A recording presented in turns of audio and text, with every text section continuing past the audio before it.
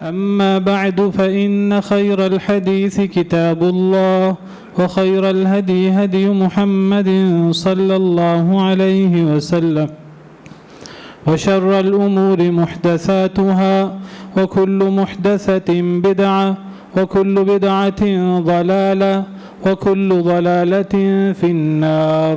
أعوذ بالله السميع العليم من الشيطان الرجيم من همزه ونفخه ونفثه. بسم الله الرحمن الرحيم. ليشهدوا منافع لهم ويذكروا اسم الله في أيام معلومات على ما رزقهم من بهيمة الأنعام. اللہ رب العالمین ہمارے خالق، مالک، رازق، منعم حقیقی ہیں. اللہ رب العالمین کے ہم پر اتنے احسانات ہیں کہ ہم ان احسانات کا شکریہ ادا نہیں کر سکتے، ان احسانات کو شمار نہیں کر سکتے. وَإِن تَعُدُّوا نِعْمَةَ اللَّهِ لَا تُحْصُوهَا. اللہ رب العالمین کے احسانات ہم پر ہر لمحہ، ہر آن ہوتے ہیں. یہ نہیں ہوتا کہ بعض سالوں میں یا بعض مہینوں میں یا بعض ہفتوں میں یا بعض دنوں میں یا دن کی بعض گھڑیوں میں بعض گھنٹوں میں ہم پر احسانات ہوتے ہیں.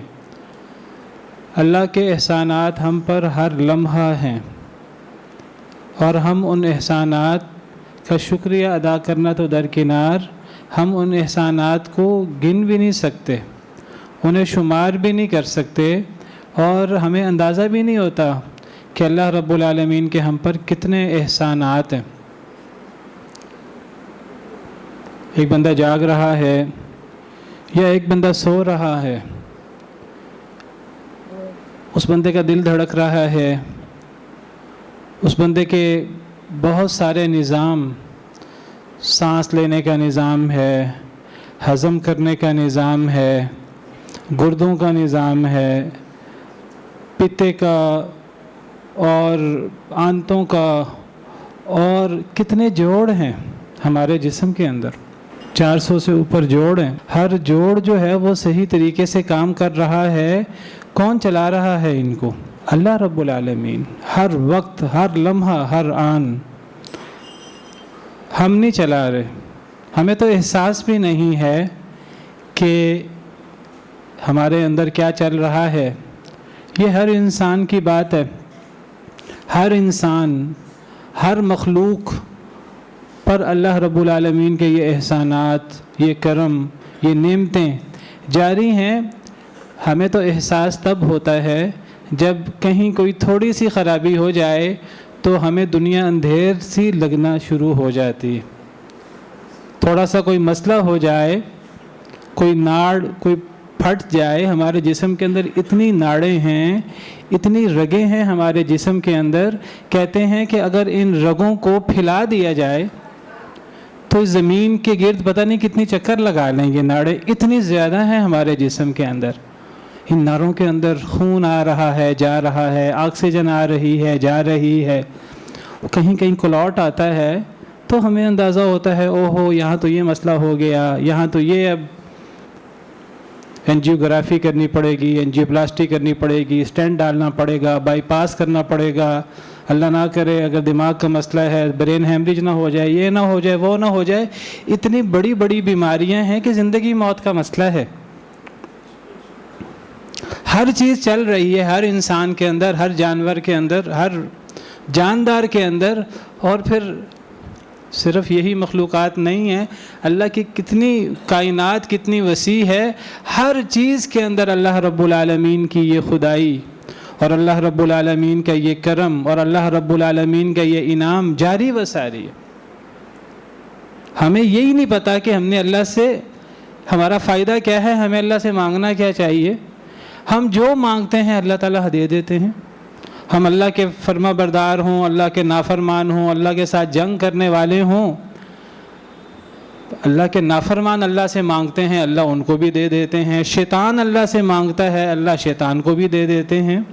اللہ کافروں کو بھی دے دیتے ہیں، ان پر بھی اللہ کی نعمتیں، اللہ کے احسانات جاری ہیں. تو اللہ رب العالمین کا کتنا کرم ہے ہم پر، ہم تصور نہیں کر سکتے۔ یہ زمین ہمارے پاؤں کے نیچے، اس کو کس نے قرار بخشا ہے؟ اللہ رب العالمین نے۔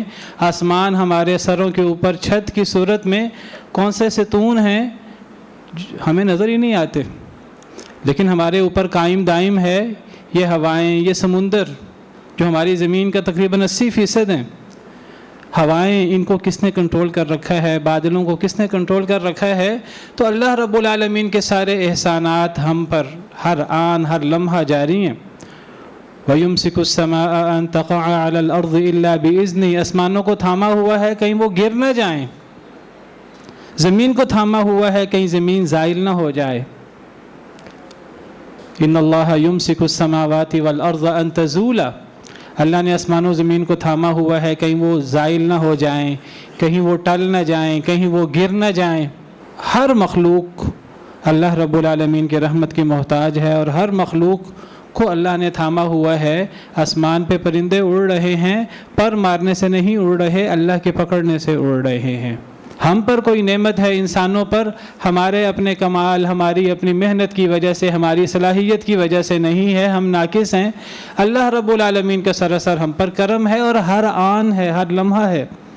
اللہ رب العالمین ہر وقت کسی نہ کسی کام میں ہے۔ کل یوم ہوا فی شأن، ہر روز اللہ کسی نہ کسی حالت میں ہوتے ہیں، کسی نہ کسی کام میں ہوتے ہیں۔ کیا کام ہے؟ یسألہ من فی السماوات والارض، آسمان و زمین کی ہر چیز اللہ سے سوال کرتی، اور اللہ رب العالمین ان کی حاجتیں پوری کر رہے ہیں۔ ہر لمحہ اللہ رب العالمین ان پر انعامات کر رہے ہیں۔ تو اللہ رب العالمین کے انعامات ہم پر ہر لمحہ ہر آن جاری ہیں۔ اللہ ہر لمحے ہمارے رب ہیں، ہم پر احسانات کرنے والے ہیں۔ تو ہمیں اللہ رب العالمین کے ان احسانات کا شکریہ، اس کا جواب، انسان ناقص ہے، جتنا انسان دے سکے انسان کو یہ شکریہ ادا کرنا ہے، انسان کو یہ جواب دینا ہے، شکر ادا کرنا ہے، زبان سے بھی عمل سے بھی الحمدللہ بھی کہنا ہے، اللہ کی تسبیح، اللہ کی حمد، اللہ کا ذکر بھی کرنا ہے جتنا ہم کر سکیں، اور عملاً اللہ کا شکر بھی ادا کرنا ہے۔ اور عملاً اللہ کا شکر ہے اللہ کے دین پر عمل کر کے، توحید پر عمل کر کے، نمازیں پڑھ کے، اللہ رسول کے احکامات پر عمل کر کے، جن سے روکا ہے اللہ اور اللہ کے رسول نے ان سے رک کر۔ تو جب اللہ ہر لمحہ ہر آن ہم پر انعام کرتے ہیں، ہم ہر لمحہ ہر آن اللہ رب العالمین کی عبادت کے، اللہ رب العالمین کے زبانی اور عملی شکریہ ادا کرنے کے پابند ہیں۔ ہم یہ نہیں کہہ سکتے کہ اے اللہ تعالیٰ ہم اس وقت آپ کی بات مان سکتے ہیں، اس وقت نہیں مان سکتے۔ ہمارے لیے کوئی وقت مقرر کر دیا جائے۔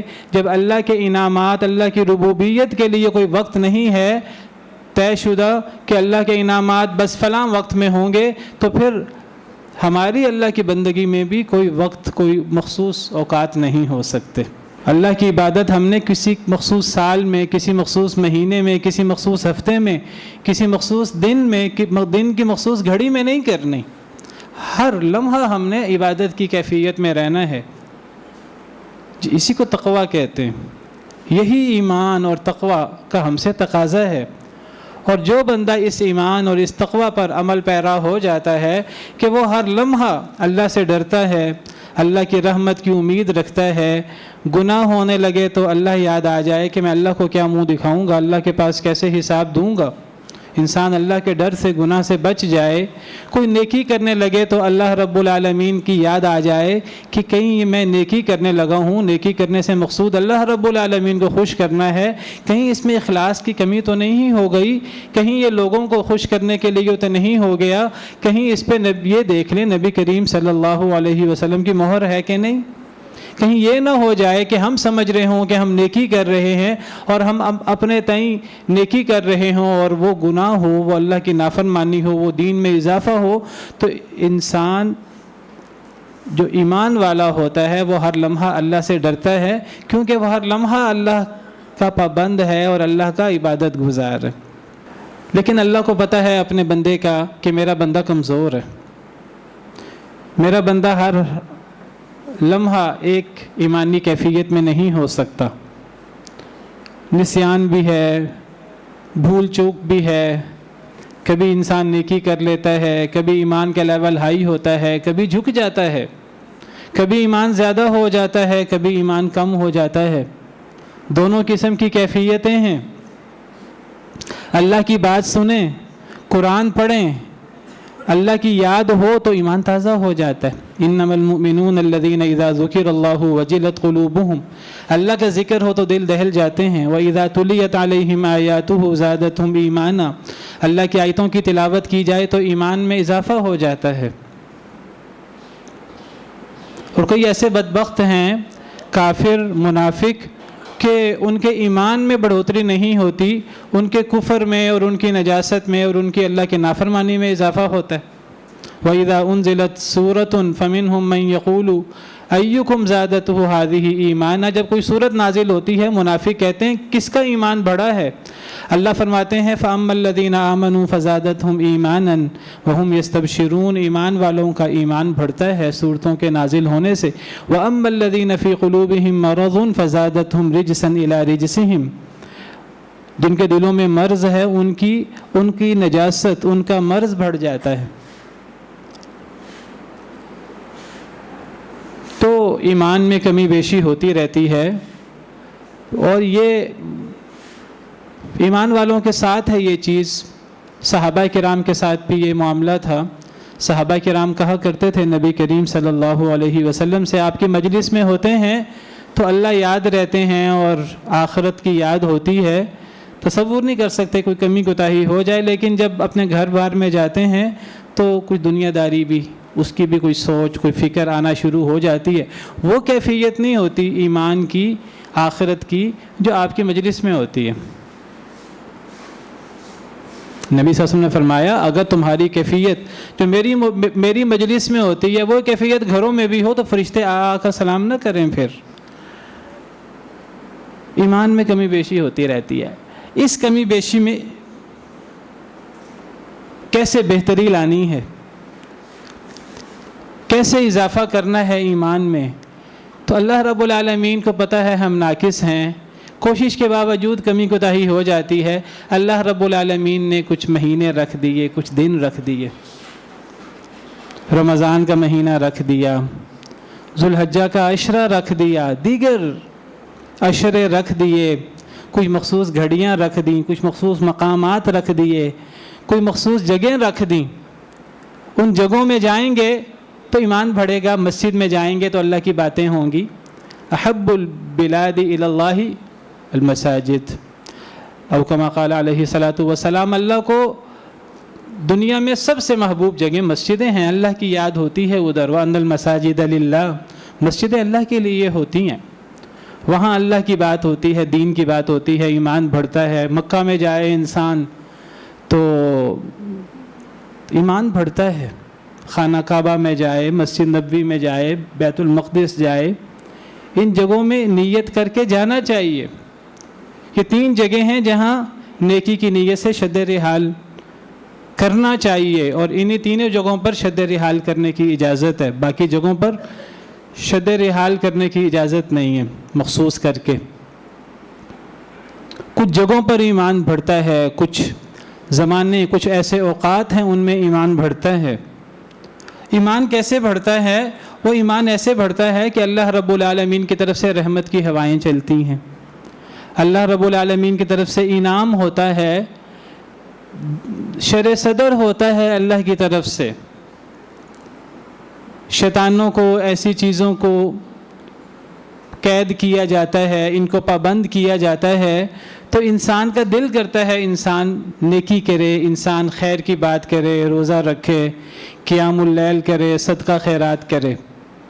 رمضان کے حوالے سے آپ چیزیں سن چکے ہیں، رمضان المبارک کے مہینے میں۔ لیکن اب ہم جن ایام میں ہیں، ان ایام کے بارے میں وہ ہمارے ہاں وہ شوق اور وہ رجحان اور وہ کئی دفعہ پتہ ہی نہیں ہوتا لوگوں کو کہ ان دنوں کی کیا اہمیت ہے جن دنوں میں ہم موجود ہیں۔ وذکر ان نفعت الذکرى، نصیحت کریں، نصیحت فائدہ دے، اور نصیحت مومنوں کو فائدہ دیتی ہے۔ سب سے پہلے میں اپنے لیے اور پھر آپ کے لیے احادیث مبارکہ سے پتہ لگتا ہے، قرآن کریم کی آیات سے پتہ لگتا ہے کہ کچھ ایسے دن ہیں جو رمضان المبارک سے بھی افضل دن ہیں۔ ان دنوں کے اندر کیا جانے والا کام، کیے جانے والی نیکی وہ رمضان سے زیادہ بڑھ جاتی ہے، رمضان کی نیکی سے آگے بڑھ جاتی ہے۔ ان دنوں کے اندر کیے جانے والا صدقہ عام دنوں کا صدقہ چھوڑیں، رمضان کے صدقے سے افضل ہوتا ہے۔ ان دنوں کے اندر کوئی آپ نیکی کریں عام دنوں کے جہاد سے بھی افضل ہو جاتی ہے، صحیح حدیث مبارکہ کے مطابق۔ نبی کریم صلی اللہ علیہ وسلم کا ارشاد ہے، آپ نے فرمایا ما من ایام العمل الصالح فیہا احب الی اللہ من هذه الایام، کوئی ایسے دن نہیں ہیں کہ جن میں نیک عمل اللہ کو زیادہ پسند ہو ان دنوں سے، یعنی یہ جو عشرہ ذی الحجہ ہے، ان دنوں میں کیے جانے والے عمل سے زیادہ عمل کسی دوسرے ایام میں جو ہوتا ہے، ان دنوں کا عمل تمام ایام کے عمل سے بڑھ جاتا ہے۔ صحابہ کرام نے عرض کیا وَلَا الْجِهَادُ فِي سَبِيلِ اللَّهِ، اے اللہ کے رسول صلی اللہ علیہ وسلم، عام دنوں کا جہاد بھی ان دنوں کا عمل بھی کا مقابلہ نہیں کرتا۔ آپ نے فرمایا عام دنوں کا جہاد بھی ان دنوں کے نیک عمل کا مقابلہ نہیں کرتا، ہاں ایک جہاد ایسا ہے عام دنوں میں جو ان دنوں کے عمل سے بڑھ جاتا ہے، اور وہ جہاد ہے عام دنوں کا جس میں انسان اپنی جان کو بھی لے کر نکلے جہاد میں، اپنے مال کو بھی لے کر نکلے، اس کی جان بھی کام آ جائے، اس کا مال بھی اللہ کی راہ میں کام آ جائے۔ عام دنوں کا وہ جہاد ان دنوں کے نیک عمل سے بڑھ جاتا ہے، ورنہ صرف جہاد بالمال یا وہ ایک جہاد عام دنوں کا وہ ان دنوں کے عمل سے پیچھے رہ جاتا ہے۔ ان دنوں کے اتنی فضیلت ہے اور ان دنوں کے عمل کی اتنی فضیلت ہے۔ اللہ رب العالمین نے قسم اٹھائی ہے ان دنوں کی، جو آیات میں نے تلاوت کی آپ کے سامنے، لِيَشْهَدُوا مَنَافِعَ لَهُمْ وَيَذْكُرُوا اسْمَ اللَّهِ فِي أَيَّامٍ مَّعْلُومَاتٍ عَلَىٰ مَا رَزَقَهُم مِّن بَهِيمَةِ الْأَنْعَامِ۔ اللہ حاجیوں کا ذکر کرتے ہیں، جو لوگ حج کرنے جاتے ہیں تو اللہ فرماتے ہیں لِيَشْهَدُوا مَنَافِعَ لَهُمْ، تاکہ وہ جو اپنے نفع کی چیزیں ہیں ان کو حاضر ہوں، اب نفع والے کام کریں، اخروی نفع کی باتیں، نیک کام کریں، دنیاوی نفع کی باتیں بھی ان 10 دنوں میں کی جا سکتی ہیں۔ حاجی بھی کر سکتے ہیں حج کے دوران، عمرہ کے دوران، حج عمرہ کے ساتھ کاروبار بھی ہو سکتا ہے۔ وَيَذْكُرُوا اسْمَ اللَّهِ فِي أَيَّامٍ مَّعْلُومَاتٍ، اور تاکہ لوگ ذکر کریں اللہ کے نام کا معلوم دنوں میں، عَلَىٰ مَا رَزَقَهُم مِّن بَهِيمَةِ الْأَنْعَامِ، ان جانوروں پر جو اللہ نے انہیں رزق عطا کیے۔ تو اس آیت کریمہ میں ذکر ہے کہ وَيَذْكُرُوا اسْمَ اللَّهِ فِي أَيَّامٍ مَّعْلُومَاتٍ، تاکہ لوگ معلوم دنوں میں اللہ کا ذکر کریں۔ سیدنا ابن عباس رضی اللہ تعالی عنہ، جنہیں نبی کریم صلی اللہ علیہ وسلم نے دعا دی تھی کہ اللہ تعالیٰ انہیں قرآن کی تفسیر سکھا دیں، تو وہ فرماتے ہیں کہ ایام معلومات سے مراد اس آیت کریمہ میں ذوالحجہ کے پہلے عشرے کے 10 ایام ہیں۔ تو ان ایام میں زیادہ سے زیادہ اللہ کا ذکر ہونا چاہیے۔ ان ایام کی بڑی فضیلت ہے۔ ایام معلومات سے مراد ذوالحجہ کے پہلے 10 دن ہیں۔ ان 10 دنوں کی اللہ تعالیٰ نے قرآن کریم میں قسم اٹھائی ہے، اور اللہ تعالیٰ جب کسی چیز کی قسم اٹھاتے ہیں اس چیز کی اہمیت کا پتہ لگتا ہے۔ تو اللہ تعالیٰ فرماتے ہیں وَالْفَجْرِ وَلَيَالٍ عَشْرٍ، سورۃ الفجر کے شروع میں فجر کی قسم اور 10 راتوں کی قسم، وَلَيَالٍ عَشْرٍ، 10 راتوں سے کیا مراد ہے؟ سیدنا ابن عباس رضی اللہ تعالی عنہ، امام مجاہد، دیگر بہت سارے مفسرین کا کہنا ہے کہ یہاں 10 راتوں سے مراد دن بھی لیے جاتے ہیں، راتیں بھی لی جاتی ہیں۔ قرآن کریم میں دن کا لفظ بولا جائے تو وہ دن سے مراد 24 گھنٹے ہوتے ہیں، راتوں کا لفظ بولا جائے تو راتوں سے مراد عمومی طور پر 24 گھنٹے مراد لیے جاتے ہیں۔ الا یہ کہ دن اور رات کا لفظ اکٹھا آ جائے تب پھر دن کا لفظ دن کے لیے، رات کا لفظ رات کے لیے، لیکن دن کا اطلاق 24 گھنٹوں پر ہوتا ہے اور رات کا اطلاق بھی 24 گھنٹوں پر ہوتا ہے۔ تو سیدنا ابن عباس رضی اللہ تعالیٰ عنہ فرماتے ہیں وَلَيَالٍ عَشْرٍ، 10 راتوں کی قسم سے مراد ذو الحجہ کے 10 دن ہیں شروع کے۔ سیدنا ابن عباس سے صحیح سند کے ساتھ مروی ہے، امام ابن کثیر دیگر مفسرین نے ذکر کیا ہے۔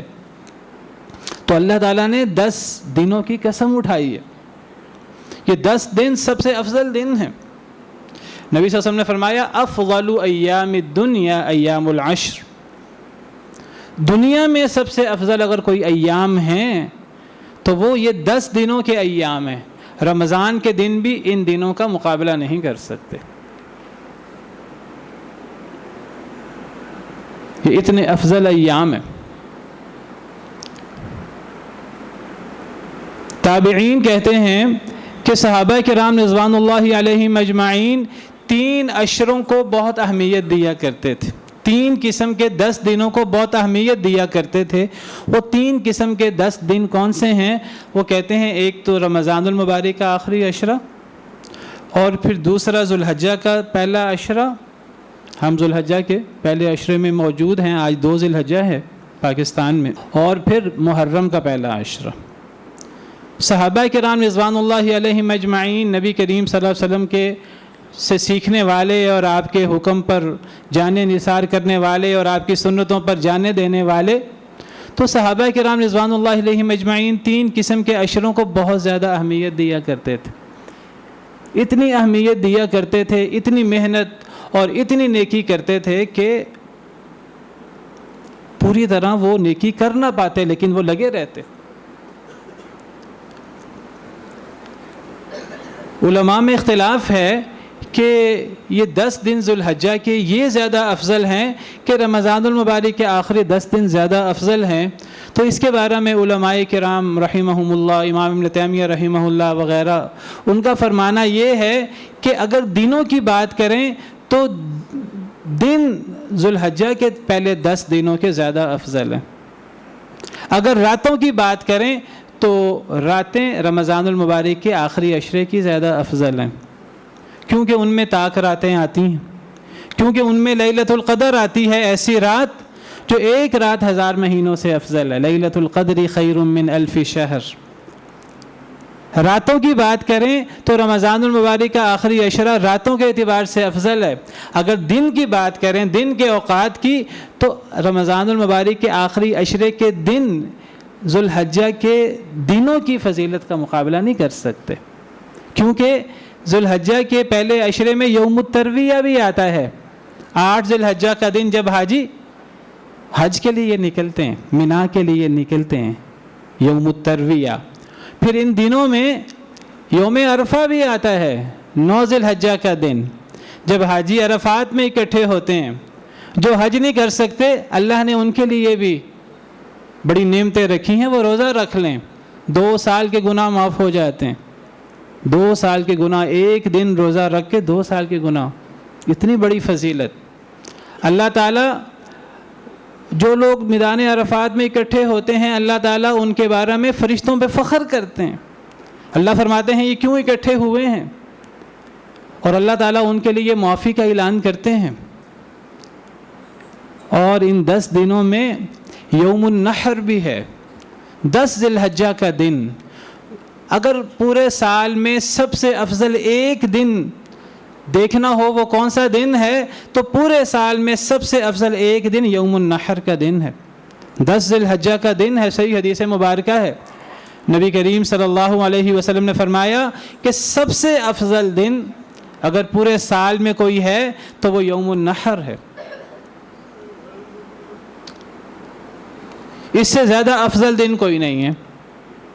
اور اس دن کا جو سال کا سب سے افضل دن ہے یوم النحر، قربانی کا دن، 10 ذوالحجہ کا دن، ہر علاقے میں اس سب سے افضل دن کا سب سے افضل عمل قربانی ہے۔ قربانی سے زیادہ افضل عمل اس دن کوئی نہیں ہے۔ حاجی بھی قربانی کرتے ہیں، جو لوگ حج نہیں کرتے وہ بھی قربانی کرتے ہیں۔ تو ان دنوں یہ دن جو ذوالحجہ کے 10 دن ہیں یہ دن زیادہ افضل ہے. رمضان کے عشرے سے بھی آخری عشرے سے بھی زیادہ افضل دن یہ دن ہے. جیسے جیسے یہ دن ختم ہونے لگتے ہیں ویسے ویسے یہ افضل سے افضل ہوتے رہتے ہیں. ان دنوں کی فضیلت کی کیا وجہ ہے؟ ان کا اتنا مقام کیوں ہے کہ یہ رمضان المبارک سے بھی افضل ہو گئے, رمضان کے آخری عشرے سے بھی افضل ہو گئے؟ علماء نے اس کی وجہ, اس کی علت بیان کی ہے. کہتے ہیں کہ ان دنوں کے اندر انسان ہر قسم کی نیکی سر انجام دے سکتا ہے. کوئی ایسی نیکی نہیں ہے جو ان دنوں میں نہ ہو سکے. سب سے افضل اعمال کیا ہیں؟ آپ کو پتہ ہے کہ جو اسلام کے ستون ہیں, اسلام کے پلرز ہیں, شہادتین ہے, نماز ہے, زکوٰۃ ہے, روزہ ہے, حج ہے. 5 اعمال سب سے افضل ہیں. اور پھر دیگر اعمال ہیں. یہ سارے اعمال ذوالحجہ کے دنوں میں سر انجام دیے جا سکتے ہیں. انسان لا الہ الا اللہ محمد رسول اللہ کا کثرت سے ورد کرے, نمازیں پڑھے, فرض نوافل, چاشت کی نماز, اشراق کی نماز, راتوں کا قیام, زکوٰۃ دے انسان. کئی لوگ زکوٰۃ دینے کے لیے رمضان المبارک کو خاص کرتے ہیں. جی رمضان کی بڑی فضیلت ہے, ٹھیک ہے, بہت فضیلت ہے, لیکن اگر کوئی شخص زکوٰۃ ادا کرنے کے لیے ذوالحجہ کو خاص کر لے, ذوالحجہ کی فضیلت رمضان سے بھی زیادہ ہے. صدقہ اور خیرات کے حوالے سے, دیگر اعمال کے حوالے سے احادیث آپ کے سامنے بیان کر چکا ہوں. علماء کرام کہتے ہیں کہ ذوالحجہ کا صدقہ فرضی ہو یا نفلی, یہ رمضان کے صدقے سے افضل ہے. ان احادیث کی وجہ سے جو آپ کے سامنے بیان کی. فرضی صدقہ کریں, نفلی صدقہ کریں, وہ رمضان سے بھی افضل. ان دنوں میں صدقہ بھی ہو سکتا ہے, زکوٰۃ بھی ادا کی جا سکتی ہے. روزے, ان دنوں میں روزے رکھے جا سکتے ہیں, رکھنے چاہیے. نبی کریم صلی اللہ علیہ وسلم اس پورے عشرے کا روزہ رکھتے تھے. آپ کی سنت مبارکہ یہ تھی. آپ کے ازواج مطہرات سے مروی ہے صحیح حدیث مبارکہ میں, حضرت ام سلمہ دیگر ازواج مطہرات سے, وہ فرماتی ہیں کہ نبی کریم صلی اللہ علیہ وسلم کان یصوم 9 ذی الحجہ, نبی کریم صلی اللہ علیہ وسلم ذی الحجہ کے 9 دنوں کا روزہ رکھتے تھے. بعض لوگوں کو مغالطہ ہوا 9 ذی الحجہ سے, وہ سمجھتے ہیں کہ 9 ذی الحجہ سے مراد ہے 9 ذی الحجہ یعنی عرفہ کا روزہ, یوم عرفہ کا. نہیں, حدیث مبارکہ کے الفاظ دیکھیں, صحابہ کرام کی وضاحت دیکھیں تو حدیث کے الفاظ ہیں کان یصوم 9 ذی الحجہ. 9 کو کہتے ہیں, 9ویں تاریخ کو تاسع کہتے ہیں. حدیث میں یہ نہیں ہے کان یصوم 9 ذی الحجہ, وہ 9ویں ذی الحجہ کی الگ فضیلت ہے یوم عرفہ کے روزے کی, وہ صحیح حدیث ہے, 2 سال کے گناہ معاف ہوتے ہیں. یہ حدیث الگ ہے کہ نبی کریم صلی اللہ, اور صحیح حدیث ہے, نبی کریم صلی اللہ علیہ وسلم ذی الحجہ کے 9 دنوں کا روزہ رکھتے تھے. ہر مہینے کے 3 دنوں کا روزہ رکھتے تھے, عاشورہ کا روزہ رکھتے تھے, آپ چھوڑتے نہیں تھے ان کو. تو ان دنوں کے اس عشرے کے بعض احادیث میں نبی کریم صلی اللہ علیہ وسلم اس پورے عشرے کا روزہ رکھتے تھے, لیکن وہ ایک موٹی بات ہے, عید کے دن کا روزہ نہیں ہوتا, تو 9 دن کا روزہ ہی ہے. تو 9 دن کا روزہ رکھنا چاہیے, اور یہ بہت افضل روزے ہیں. روزے بھی رکھے جا سکتے ہیں ان دنوں میں. اور پھر حج عمرہ بہت بڑا عمل ہے. ایک بندہ اللہ کے گھر جائے, اللہ کے گھر کا ارادہ کرے, تو ان دنوں میں حج بھی ہو سکتا ہے, ان دنوں میں عمرہ بھی ہو سکتا ہے. رمضان بہت افضل مہینہ ہے, لیکن رمضان میں حج نہیں ہو سکتا, کیونکہ حج کے لیے اللہ تعالیٰ نے ذوالحجہ کا مہینہ رکھا ہے. حج کے مہینے معلوم ہیں, الحج اشہر معلومات, اس میں رمضان کا مہینہ نہیں ہے. تو رمضان المبارک کے مہینے میں حج نہیں ہو سکتا, ان دنوں میں حج بھی ہو سکتا ہے. اور کتنے لوگ حج کرنے گئے ہیں, اللہ تعالیٰ ہمیں بھی لے جائے, بار بار لے جائے. تو یہ ان دنوں کی فضیلت ہے. ان دنوں میں کون سی نیکی ہے جو نہیں ہو سکتی؟ تو ہر قسم کی نیکی ان دنوں میں کرنی چاہیے. ان دنوں کی جو سب سے افضل نیکی, ایک تو جو بھی افضل دن ہو، میں پہلے بھی کئی دفعہ ذکر کر چکا ہوں، ہم یہ دیکھتے ہیں کہ ان دنوں میں ہمیں نیک اعمال کیا کرنے ہیں، ہمیں زائد اعمال کیا کرنے ہیں. ٹھیک ہے، ہمیں دیکھنا چاہیے کہ ہمیں نیک اعمال کیا کرنے چاہیے، روٹین سے بڑھ کر زائد اعمال کیا کرنے چاہیے، ہمیں دیکھنا چاہیے. لیکن اس سے پہلے ہمیں جائزہ لینا چاہیے کہ روٹین کے جو گناہ، جو کمیاں کوتاہیاں ہم سے سرزد ہوتی ہیں، ہمیں اپنے آپ کو ان سے بچانا ہے. نمازوں کی کوتاہیاں اگر ہم سے سرزد ہوتی ہیں، ٹائم پہ نماز نہیں پڑھی جاتی، سنتے نہیں پڑھی جا رہی، اگر سنت کے مطابق نماز نہیں ہو رہی، تو صحیح طریقے سے نماز سیکھ کر نماز کو صحیح طریقے سے ادا کریں. نماز ایسا عمل ہے کہ باقی تمام اعمال اللہ تعالیٰ نے نبی کریم صلی اللہ علیہ وسلم پر وحی کیے ہیں، لیکن نماز ایسا عظیم عمل ہے کہ اللہ نے اس عمل کو وحی کرنے سے کی بجائے نبی کریم صلی اللہ علیہ وسلم کو آسمانوں پہ بلا کر یہ تحفہ دیا. نبی کریم صلی اللہ علیہ وسلم کو معراج کے موقع پر اللہ نے نماز کا تحفہ دیا. نماز مومن کی معراج ہے. جب مومن نماز پڑھتا ہے تو وہ اللہ کے ہاں درجات کی بلندیاں طے کرتا ہے. کفر اسلام کے درمیان فرق ہے تو نماز ہے. اور یہ وہ عمل ہے کہ جو نماز پڑھیں اور نماز کا دھیان نہ کریں ان کے لیے بھی ویل ہے.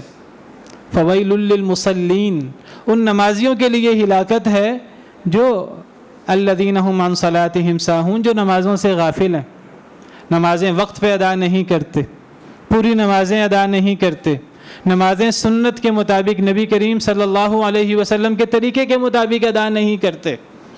ایک نماز سیکھ لی، کچھ پڑھ لی، کچھ نہ پڑھی، اگر پڑھ بھی لی ساری ماں باپ سے سیکھی ہوئی ہے، بس وہی پڑھے جا رہے ہیں، کبھی غور کیا ہی نہیں. نبی صلی اللہ علیہ وسلم نے فرمایا تھا صلو کما رأیتمونی اصلی، اپنی نمازیں ٹھیک کریں. زکوٰۃ صدقے میں کوئی کمیاں کوتاہیاں ہیں وہ ٹھیک کریں، روزوں کی کمیاں پوری کریں. دیگر جو کوتاہیاں ہم سے سرزد ہوتی ہیں ان کمیوں کی اصلاح کریں ہم ان دنوں کے اندر. اگر ایک انسان اپنے کمیوں کی اصلاح نہ کرے اور انسان نیکیوں کی طرف توجہ دیتا رہے تو کئی دفعہ انسان اپنی طرف سے زائد نیکیاں کرتا رہتا ہے، لیکن اس کے اندر اتنے بڑے بڑے بلنڈر ہوتے ہیں، نماز میں کوتاہی، سود کھانا، وراثت کھانا اور اس قسم کی نافرمانیاں، ماپ تول میں کمی کرنا، حلال نہ کھانا وغیرہ وغیرہ. وہ انسان نیکیاں کر کے وہ نیکیاں کر رہا ہے اور وہ نیکیاں ضائع ہوتی جا رہی ہیں. شرک ہو رہا ہے، نیکیاں ضائع ہوتی جا رہی ہیں. شرک کے ساتھ تو سارے اعمال ضائع ہو جاتے ہیں. اپنے تئیں نیکیاں کر رہا ہے، اللہ رسول کی نافرمانیاں کر رہا ہے، حدیثوں کی خلاف ورزی کر رہا ہے، نصوص کی خلاف ورزی کر رہا ہے. ایک بندہ اللہ رسول کے احکامات کے سامنے اپنی آواز بلند کرے، اس کو پتہ بھی نہیں لگتا، اس کے سارے اعمال ضائع ہو جاتے ہیں. وَلَا تَجْهَرُوا لَهُ بِالْقَوْلِ كَجَهْرِ بَعْضِكُمْ لِبَعْضٍ أَن تَحْبَطَ أَعْمَالُكُمْ وَأَنْتُمْ لَا تَشْعُرُونَ. نبی صلی اللہ علیہ وسلم کے سامنے اپنی آوازیں بلند نہ کرو، آپ کے فرمانات کے سامنے سر جھکا لو، مخالفت نہ کرو. کہیں ایسا نہ ہو ان تحبط اعمالکم وانتم لا تشعرون، سارے اعمال ضائع ہو جائیں اور تمہیں شعور بھی نہ ہو. تو ہمیں نیکیوں کی طرف توجہ کرنے سے پہلے اپنے آپ کو کبیرہ گناہوں سے، صغیرہ گناہوں سے ان دنوں میں محفوظ کرنے کی کوشش کرنی چاہیے. اور وہ گناہ میں کئی دفعہ ذکر کرتا ہوں جو ظاہری گناہ ہیں. ایک گناہ ہے انسان چھپ کر کرتا ہے، ڈر کر کرتا ہے، شرما کر کرتا ہے. اللہ تعالیٰ غفور الرحیم ہے، ممکن ہے اللہ تعالیٰ معاف کر دیں. یہ بندہ کم از کم گناہ کرتے ہوئے شرما تو رہا ہے، اس کو شرم تو آ رہی ہے میں گناہ کر رہا ہوں. اور کئی ایسے لوگ ہیں گناہ کرتے ہوئے شرماتے ہی نہیں ہیں، سرے عام گناہ کرتے ہیں اور دھڑلے سے گناہ کرتے ہیں، اور گناہ کرتے ہیں اور لوگوں کو دکھاتے ہیں کہ ہم گناہ کر رہے ہیں. بے پردگی عورتوں کی وہ اس گناہ میں آتی ہے. مردوں کے ظاہری جو داڑھی نہ رکھنا اور نبی کریم صلی اللہ علیہ وسلم کے مبارک چہرے کا، مبارک سنتوں کا مذاق اڑانا، یہ مذاق ہے کہ انسان وہ نقش و نگار بنا لے اور انسان جو ہے وہ داڑھی کٹوا لے. نبی صلی اللہ علیہ وسلم فرماتے رہے بار بار کہ یہود و نصارہ کی مخالفت کرو، داڑھیاں بڑھاؤ، شلواریں ٹخنوں سے اوپر رکھیں مرد حضرات. یہ ایسے ظاہری گناہ ہیں جو انسان دھڑلے سے کرتا ہے. اور نبی کریم صلی اللہ علیہ وسلم نے فرمایا کل امتی معافن الا المجاہرین، میرے ہر امتی کو معافی مل سکتی ہے مگر جو گناہ کر کے اعلان کرتے ہیں ان کو معافی نہیں مل سکتی جب تک توبہ نہ کریں. ایک بندہ گناہ بھی کرے اللہ تعالیٰ چھپا لیتے ہیں گناہ. اگر انسان چھپ کر کرتا ہے اللہ تعالیٰ قیامت کے دن بھی چھپا لے. لیکن ایک بندہ گناہ کرتا ہے, دھڑلے سے گناہ کرتا ہے, اس کو پرواہ ہی نہیں ہے کہ میں شرم کروں اللہ کی, لوگوں کی, اس کو شرم ہی نہیں ہے کسی چیز کی, اللہ پھر اسے کیوں معاف کریں اگر وہ اللہ سے توبہ نہیں کرتا. تو ہمیں اپنے آپ کو سب سے پہلے ظاہری گناہوں سے بچانا ہے, پھر پوشیدہ گناہوں سے اپنے آپ کو بچانا ہے, اور پھر ہمیں یہ نیکیاں کرنے کی کوشش کرنی ہے. ان نیکیوں میں سب سے افضل نیکی ذکر و اذکار ہے ان دنوں کے اندر. لِيَشْهَدُوا مَنَافِعَ لَهُمْ وَيَذْكُرُوا اسْمَ اللَّهِ فِي أَيَّامٍ مَّعْلُومَاتٍ عَلَىٰ مَا رَزَقَهُم مِّن بَهِيمَةِ الْأَنْعَامِ. نبی کریم صلی اللہ علیہ وسلم نے فرمایا ان دنوں کا عمل اللہ کو سب سے زیادہ محبوب ہے. آپ نے فرمایا ان دنوں میں زیادہ سے زیادہ لا الہ الا اللہ پڑھا کرو, اللہ اکبر پڑھا کرو, الحمدللہ پڑھا کرو, زیادہ سے زیادہ ذکر و اذکار کیا کرو.